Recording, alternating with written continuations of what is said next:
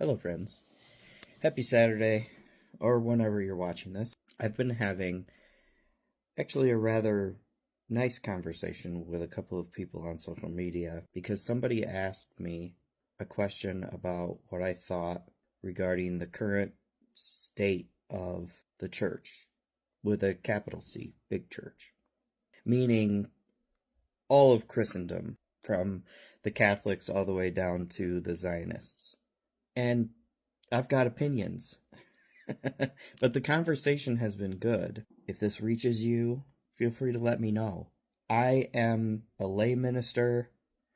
I'm not an expert on the Bible. I'm only an expert in myself.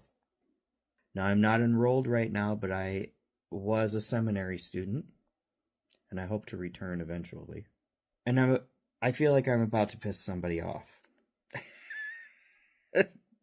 Just, okay, scroll on if you don't want this. But after years of study, I believe that Jesus of Nazareth would condemn the entire Christian religion. He didn't tell his disciples to go and create a new religion. He told them to go and make disciples for Yahweh. Jesus was Jewish. He went to the Jewish temple. He worshipped a Jewish creator God. And those disciples got it wrong from the very first moment after his death. And we who are Christians or followers of Jesus should all be Messianic Jews today. And Jesus of Nazareth would be horrified at what we've done to his beliefs. He told them, "Don't call me good. God is the one who is good." He straight up told them that he wasn't God and should not be worshipped. But he didn't exactly spell that out word for word. And truthfully, if he'd done that during his ministry, he would have lost all the publicity. But he did tell them that he shouldn't be worshipped. And over again, they failed to understand his message. I mean, if you actually read the Bible, how many times did Jesus show his frustration in having to explain his stories to them repeatedly? Because they were still thinking in old ways. He told them to move forward because the old ways were not just dying, they were being fulfilled. If you follow God's rules for loving neighbor, forget about the difference between a dove and a partridge for your sacrifice, because those things aren't even needed to reach God, you'll be able to follow Jesus. It was really simple. But instead, they worshipped Jesus. And I think I understand why they got it so wrong. I think they got it wrong because they witnessed the actual resurrection of a dead human being. And not just in Jesus, but in Lazarus. Excuse me, I always say that wrong. Lazarus. Nazareth and Lazarus, I confuse them and I put them together all the time. That's embarrassing. Lazarus. And the boy at Nain, and Jairus' daughter, and those are just the resurrections in the New Testament. Now, if you were an ancient person and you witnessed the resurrection of a dead human body, you'd probably start to worship the miracle worker too. Now, today we resurrect people all the time. We use CPR and defibrillator machines and basic life support. But we don't worship doctors because we know they're just people. Doctors are just people. They do incredible work, but they cannot control whether a person will live or die. And we don't call doctors witches anymore either. Thank goodness. Because, our ancestors were burning people at the stake for that crap. We're just more scientifically capable than those ancient people. And even more near to us historical people, the people during the Salem witch trials and stuff. Christianity began because the Creator God sent a man to show people a new path to get to that Creator God. The old ways are dying in the Bible because society was progressing. And they were moving toward so much growth in a short period of time, and our society knows something about that. We too are going through it. With our technology and our growth, we see less of a need for the old ways of doing things. And part of that old way involves religion for a lot of people. And the old laws just didn't work anymore. And Jesus' movement was an ancient civil rights, God's justice movement of massive proportions. And the more Jesus of Nazareth proved the existence of God through the miracle of resurrection, the more people started to misunderstand. Because Jesus was a God they could believe in because they could see him, they could touch him, they could talk to him, they could hear his voice, they could interact with him. But he was just a man. He was a man that could do miraculous things. Gets explored in television programs about angels and demons and preachers that fight them, right? We talk about that stuff all the time. We think about it. We write about it. And ancient people did too. But they believed in it a lot more than a lot of us do today. We are living in a different time. And Jesus tried to show the people that it was God's miracle and not his. They didn't get it. And they became Christians. And they attributed all the miracles to Jesus and not to God. And I think there's a dozen reasons why the disciples were able to get this as far as they did. I believe that primarily it was the social expectation of belief. You had to believe in the supernatural. And it's the same in many families today, where you must go to church and you must believe that Jesus was a miracle worker sent by God to be tortured on a cross and die so you won't go to hell. And that statement is where Christianity loses me. But I understand the message. I don't need fear to make me a follower of Jesus' teachings. But a lot of people do. A lot of people do need fear.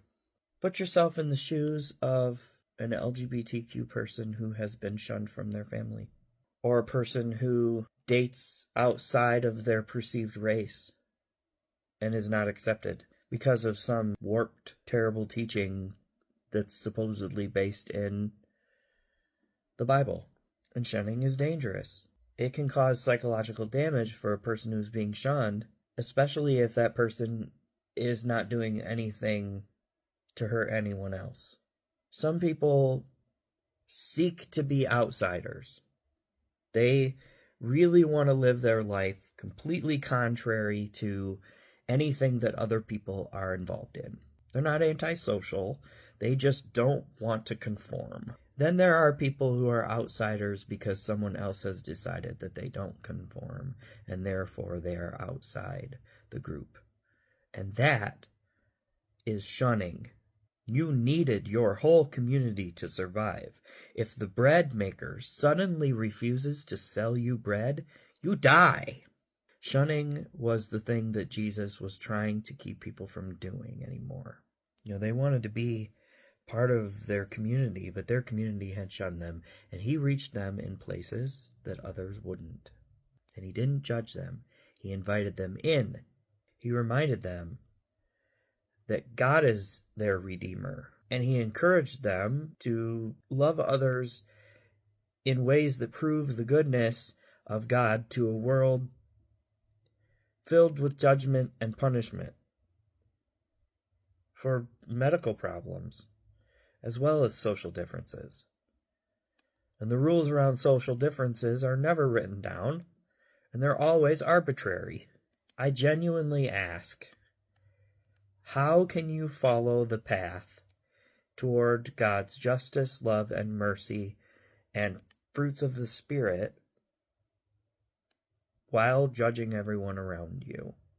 Now, Jesus was not anti-Jewish, and he was not anti-religion. He was pro-love. Jesus was a very radical thinker who challenged everything about the organized religion that he was living in. But the easy part is that if you follow the teachings of love, mercy, and justice, life is actually better. The message is incredibly powerful, especially when a person has been shut out of the power centers of life. And at that time, the center of Jewish power in Jerusalem was the Jewish temple. And if your life revolves around your religion, but now some perceived sin or difference means you can't even walk onto the temple grounds because people judge you and will even have you physically thrown out, then you'll be able to be convinced to follow a new and opposite message that teaches love. And those who followed Jesus in his time were called followers of the way. Followers of the way. That's likely what Jesus called his own movement. But there's a rub. None of us has been taught directly by Jesus. We rely on the flawed thinking of generations before us to tell us how to do this thing today. And that's why things have ended up so far from the true goal. There are more than 20,000 sects of Christianity in the world. Why is that? It's an easy answer, because when something isn't working for you, you can either leave it behind or you can change it into what you want it to be. And the corruption of it is out of control, in my opinion. But I'm not interested in being anyone's martyr, and I won't ever run a church despite my education. Also, the word evangelical has been usurped, and I don't wish to be associated with it. Evangelical actually means someone who spreads the news, but somehow it became all about making disciples instead. The old ways of making it mandatory didn't die with Jesus on that cross. And the church, capital C, big C, church, is diminishing rapidly because people can see the hypocrisy and the corruption. The very thing that led the movement of people toward a man like Jesus is the same thing that quietly moved people out of that system today. And I'm interested in being a loving example of what God calls us to be and do whatever I can. Because I'm a human being, I'm going to mess it up. I'm not at all interested in power, but it is so easy for a person to sell a perverted version of the message of Jesus to groups of people, and so they become the leader of these people with their fear and hate as the fuel, instead of God being the leader of these people with their love as the fuel. You just got a really big taste of how I believe and move as a follower of the teachings of Jesus of Nazareth. That's a lot for one Saturday. Thanks for watching. If you made it this far, you're a trooper.